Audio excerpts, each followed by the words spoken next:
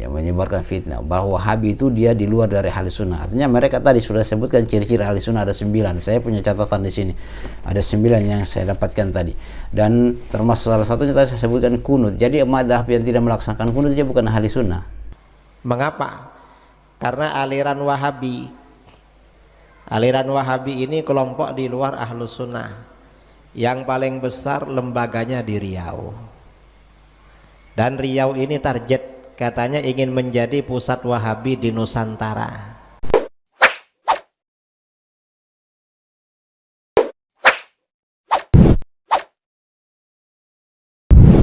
Alhamdulillahi Rabbil Alamin.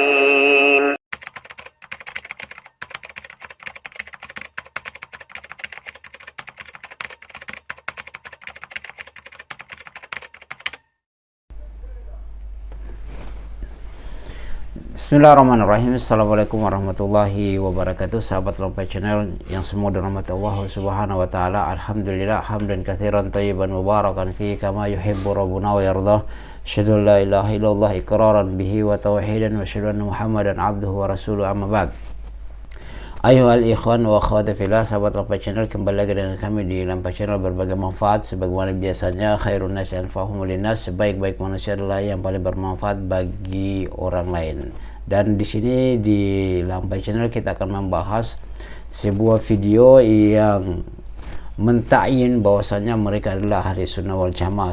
Mungkin antum sudah tahu dan pasti ya, antum kenal orangnya kalau saya sebut namanya. Dan sebelumnya antum saksikan secara keseluruhan supaya antum kita diskusi di kolom komentar, antum tahu apa itu ciri-ciri ahli sunnah. Di sini seorang kiai yang masyhur yang suka memfitnah dakwah salafiyah, yang saya katakan ketakutan dengan markas Hijrah Nusantara yang berada di Pekanbaru Riau. Dan di sini dia singgung juga, yaitu abang kita Kiai Idrus Ramli, yang mana beliau ini ya kita sudah tahu gencar sekali permusuhannya dengan dakwah salafiyah. Mereka sebarkan Wahabi. Kemarin juga kita lihat dia mengatakan bahwa Wahabi itu bagaikan kotoran Wahabi dan Syiah bagaikan kotoran onta yang dibelah dua. Padahal kita lihat Aswaja itu luar biasa, ya, bersaudara dengan Syiah, dan pengakuan dari Syiah. Bahkan seorang yang nomor satu di Indonesia saja mengatakan, yang pernah menjadi orang nomor satu di Indonesia, perbedaan antara Syiah dan Aswaja ini yaitu perbedaan hanya para imamah saja. Dan banyak kita lihat ada tokoh-tokoh Husain juga mengatakan bahwa mereka bersaudara dengan Syiah yang akan memecah belah antara Nahdiyin ini dengan Syiah adalah Salafi Wahabi. Ya subhanallah, untuk apa mau memecah belah? Kita cuma mengingatkan saja bahwasanya bahaya Syiah ini sangat berbahaya, karena didirikan adalah seorang Yahudi pendiri Syiah, dan itu tidak bisa kita pungkiri sejarah. Oke, kita sekarang sahabat Lampai Channel, di sini kita lihat, antum saksikan secara keseluruhan. Saya tidak berpanjang lebar, kita akan lihat ciri-ciri ahli sunnah menurut abang Kiai Idrus Ramli. Hai, antum saksikan. Nah, ciri-ciri ahlus sunnah wal jamaah itu apa saja di negeri kita? Kalau sholat subuh baca kunut, kalau mau takbiratul ihram baca usolli,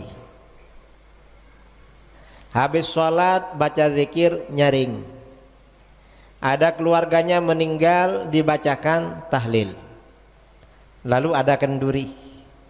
Bulan Rabiul Awal merayakan maulid, bulan Rajab sebentar lagi Isra Mi'raj, kemudian senang ziarah kubur. Itu ciri-ciri ahlus sunnah wal jamaah.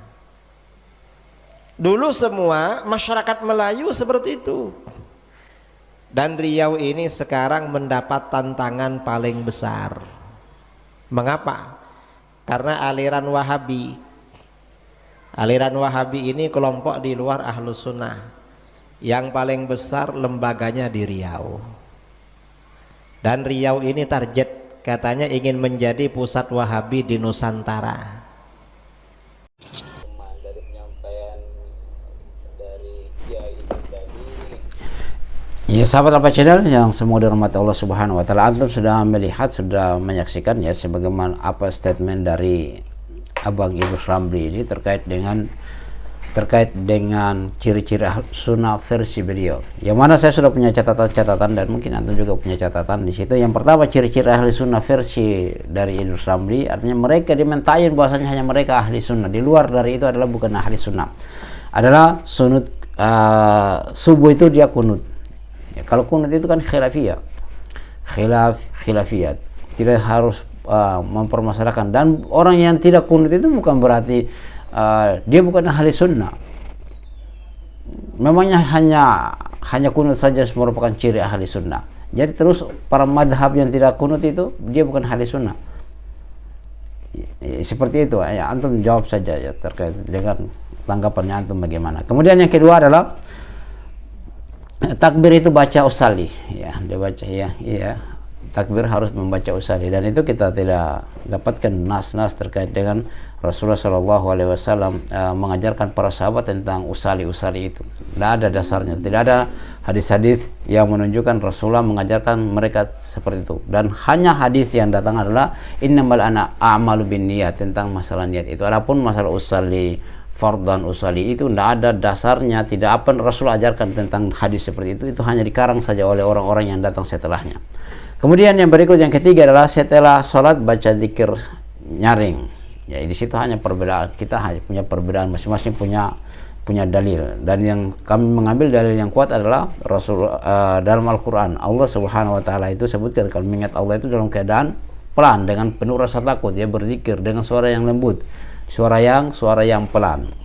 Kalau kita memiliki adab-adab di dalam masjid yang sampai mengganggu orang yang masih sholat, apalagi pakai mic. Kemudian yang berikut adalah keluar meninggalkan bacaan tahlil. Oke, kalau ada keluarga yang meninggal itu membacakan tahlil, ya ini juga ya termasuk tahlilan. Itu berbeda antara tahlil dan tahlilan. Kalau tahlil adalah lafaz-lafaz yang memang diajarkan oleh Rasulullah Shallallahu Alaihi Wasallam seperti la ilaha illallah. Adapun tahlilan adalah satu serangkaian acara yang di dalamnya adalah bacaan-bacaan tahlil dan makan-makan di dalamnya, pembagian uang, amplop, makan-makan di dalamnya. Itu adalah serangkaian acara. Itu adalah perbedaan antara tahlil dan tahlilan. Kalau tahlil tadi adalah bacaan-bacaan lafaz yang disebutkan, yang diajarkan seperti la ilaha illallah. Adapun terkait dengan tahlilan adalah serangkaian acara, ya harus dibedakan. Itu serangkaian acara yang tidak pernah dilakukan oleh para sahabat. Dan Rasulullah SAW ketika istrinya Khadijah meninggal tidak pernah dibawakan terkait dengan tahlilan.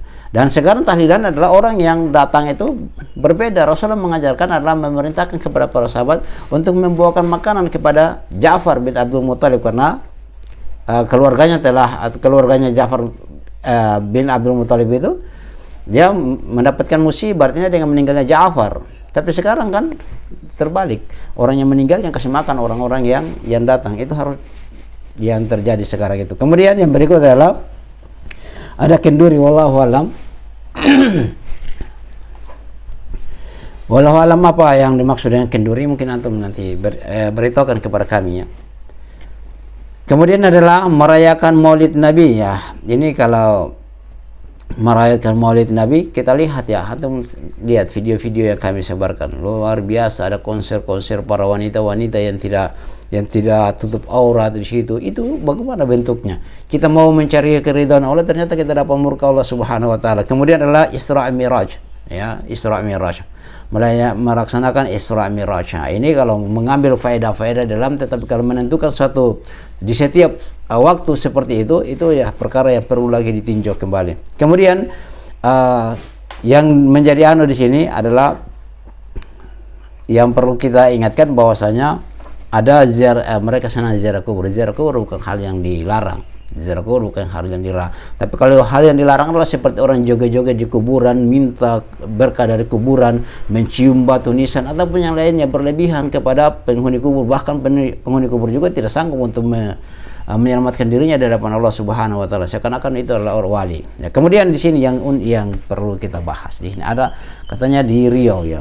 Di Riau memiliki tantangan besar karena di sana ada markas Hijrah Nusantara yang tunggangi oleh Ustadz Maududi, dan inilah yang ketakutan di Islam, ketakutan yang menyebarkan fitnah bahwa Wahabi itu dia di luar dari ahli sunnah. Artinya mereka tadi sudah sebutkan ciri-ciri ahli sunnah ada 9.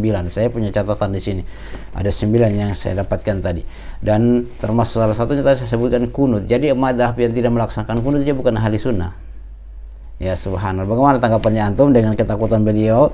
Markas Hijrah Nusantara, dan saya lihat itu sudah selesai, mungkin katakanlah sudah 90% tercapai, dan kemarin kita lihat sudah melaksanakan sholat di sana, sholat tarawih, dan insya Allah akan berkembang. Riau itu insya Allah, jangankan Riau, semua Indonesia itu akan menjadi tersebarnya dakwah salafiyah, walaupun antum benci. Dan ingat, kebenciannya antum itu antum sebut dan sebut terus, itu adalah termasuk antum membantu menyebarkan dakwah salafiyah. Bagaimana tanggapannya? Sampai terbaca, kita diskusi di kolom komentar. Subhanakallahumma bihamdika, asyhadu an la ilaha illa anta, astaghfiruka wa atubu ilaik. Assalamualaikum warahmatullahi wabarakatuh.